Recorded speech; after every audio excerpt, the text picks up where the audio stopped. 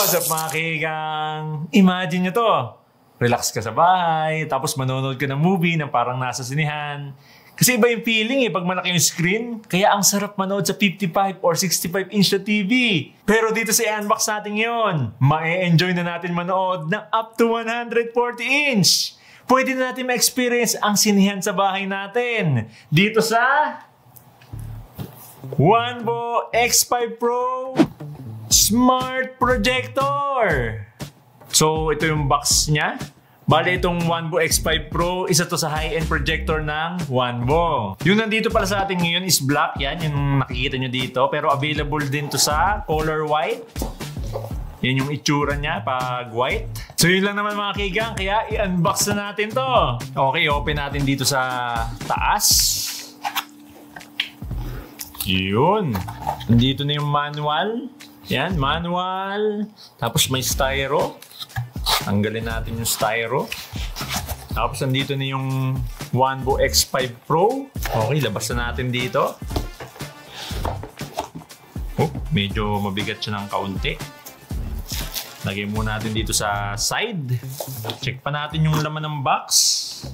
Power adapter, yan. Pati yung remote.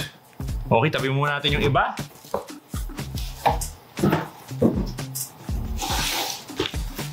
Tanggalin natin yung plastic. Yun. Tapos may plastic ulit dito.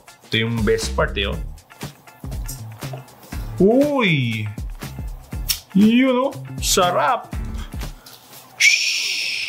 Napaka-slick ng design nito. Tapos may gold trim. Kaya bagay sa black. Tsaka napaka-minimal din. Mapipil mo talaga na premium yung build quality niya. Nasa 2 kilograms din yung weight nito. Mabigat compared dun sa mga in-unbox natin na projector. So ito na mismo yung Wanbo X5 Pro. Bali yung build quality niya, hard plastic. Tapos glossy yung harap niya. Ito yung nagustuhan ko sa design niya, yung gold trim pero mukhang silver sa camera natin. Lakas kasi maka-premium oh. Tapos black pa. Ganda ng combination. Tapos syempre nandito na rin sa harap yung lens niya. Glass yan. Tapos yan nandito yung infrared camera. Parang dalawa ata to yun. Meron pa dito sa isa.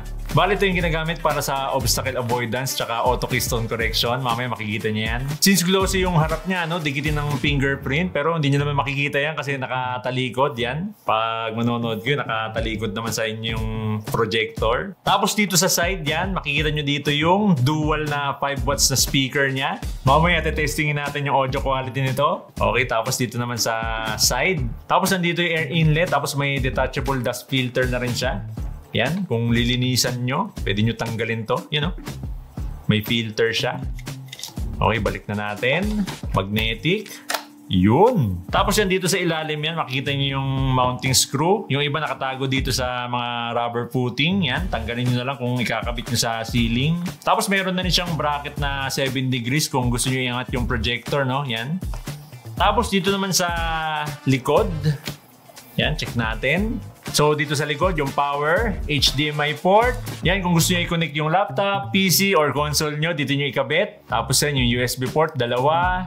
Headphone jack, power port, tsaka yung air outlet. Okay, check na rin natin yung remote nya, no? Tabi muna natin dito yung Wanbo X5 Pro. Kunin natin yung remote, yan.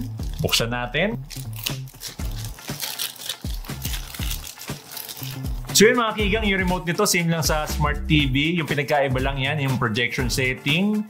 Tapos yung manual focus. Pero itong manual focus, hindi nyo na rin ito magagamit kasi autofocus na itong Wanbo X5 Pro. Tapos yan, gaya ng mga Smart TV, no? May dedicated button sa YouTube, Netflix, Amazon Prime Video, tsaka Disney Plus. So ibig sabihin lang ng mga kigang, itong Wanbo X5 Pro, Netflix, Amazon Prime Video, at Disney Plus certified projector. So yun lang naman mga kigang, kaya i-set up na natin to.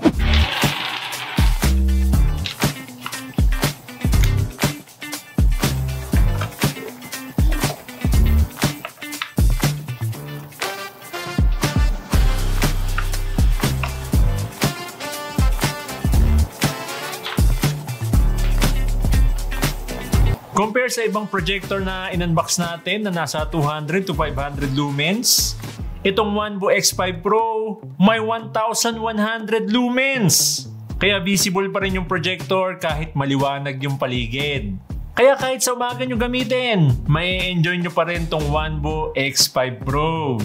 Pero syempre, mas sharp at mas vibrant pag madilim, lalong-lalo na naka Full HD 1080p na to na may 4K support.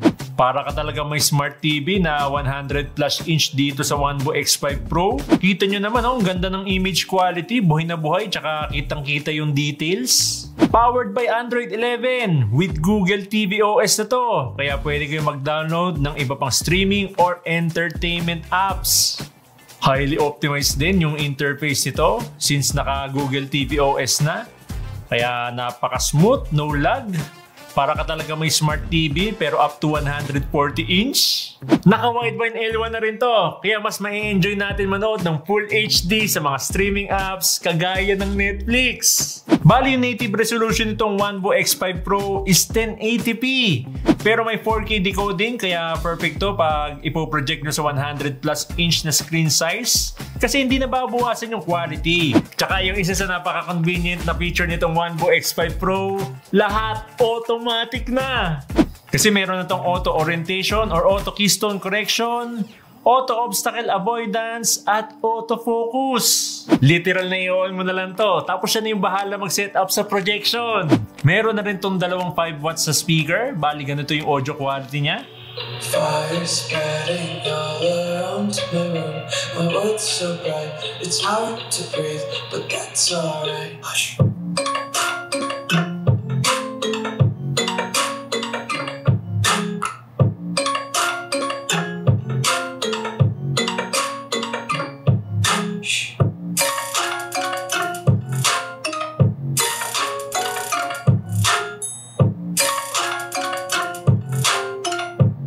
Para sa akin, maganda na yung quality ng speakers niya, pero pwede nyo din i-connect yung Bluetooth speaker nyo dito kung gusto nyo ng mas malakas na audio. My world's so bright, it's hard to breathe, but that's alright. Hush.